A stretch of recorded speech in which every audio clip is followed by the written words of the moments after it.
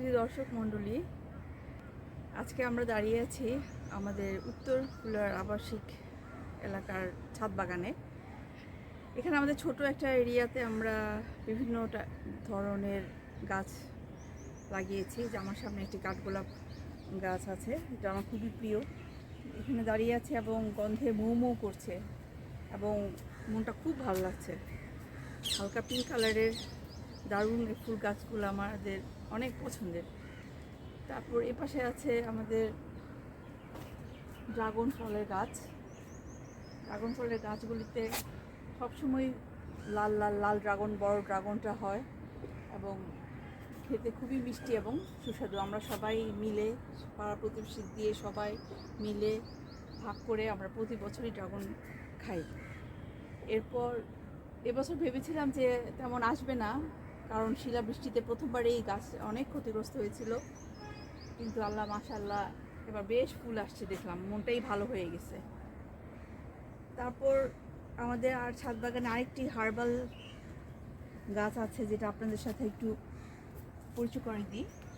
এই গাছটা স্টেভিয়া, যা আমাদের একজন খুব ভালো পরিবার বন্ধু একজন জামাল খান আমাদেরকে গিফট করেছিলেন। এর পাতা ডায়াবেটিসের জন্য নাকি অনেক উপকারী এবং এটা মিষ্টি চিনি ছাড়াই এই পাতাটি খাওয়া যায় এবং পাতাটা বেশ মিষ্টি এবং চায়ের সাথেও খাওয়া যায়। এই ড্রাগন ফলের গাছগুলোর সাথে আরেকটি গাছ আমাদের ফলের গাছ আছে, যেটা করম চা। কি দারুণভাবে সজ্জিত হয়ে আছে, পিঙ্ক কালার, সাদা কালার। এটা এখনো কাঁচা অবস্থায় আছে, যখন আস্তে আস্তে রোদে পেকে যাবে তখন এর রং কালো আকার ধারণ করবে এবং তখন খেতে খুবই মজা এবং মিষ্টি মিষ্টি লাগে। আমরা ঘরে নিয়ে এটা জুস করেও খাই, আমরা সবাই মিলেই জুস করে খাই।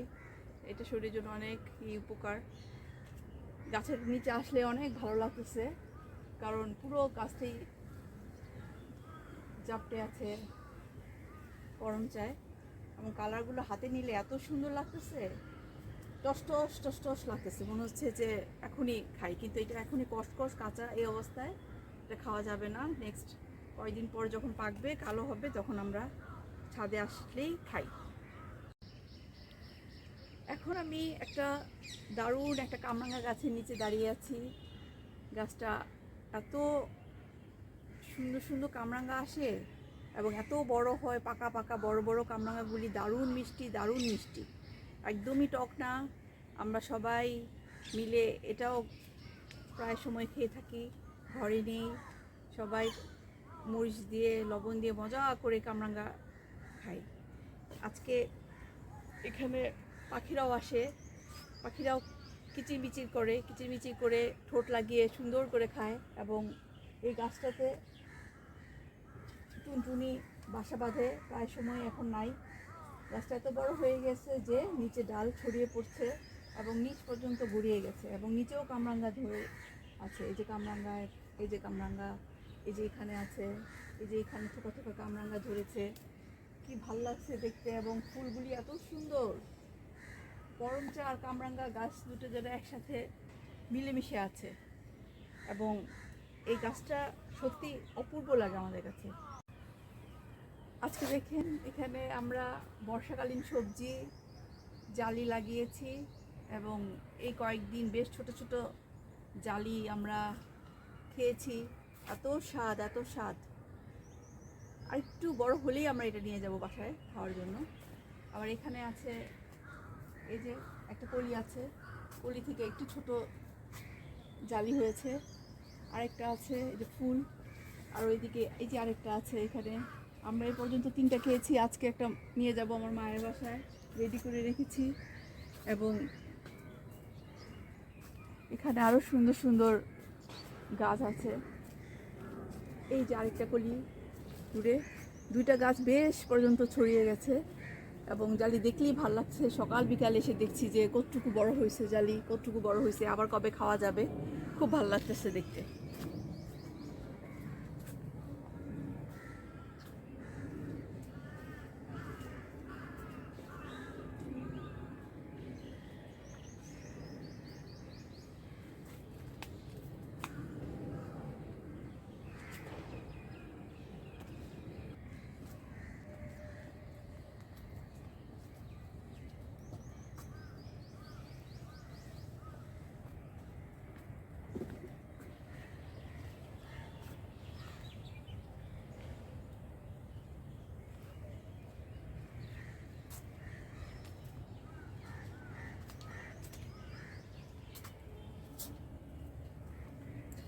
আজকে আপনাদেরকে সাথে একটা ফুলের পরিচয় করিয়ে দিব। গত 2 বছর আগে ফুলটা লাগিয়েছিলাম। এটা একটা শাপলা জাতে কলোরাডো ফুল। মাশাআল্লাহ দেখেন এত সুন্দর রং, ভিতরে হলুদ রং এবং এত ভালো লাগে, এত ভালো লাগতেছে। গত বছর ফুটেনি, এবছর ফুটেছে এবং আমার সকালবেলা এসে দেখেছি যে ফুটে নাই, এরপর আবার আসলাম দেখে এখন ফুটে গেছে। আর এই পার্পল জয় এটা সবসময় ফুটে, সবসময় প্রতিদিন ফুটছে। মাশাআল্লাহ এত সুন্দর গ্রোথ এই গাছটার। এবং আমার জলজর এই গাছগুলি অনেক পছন্দের। সবসময় আমি পরিষ্কার করে রাখি যাতে ডেঙ্গু মশা না আসে।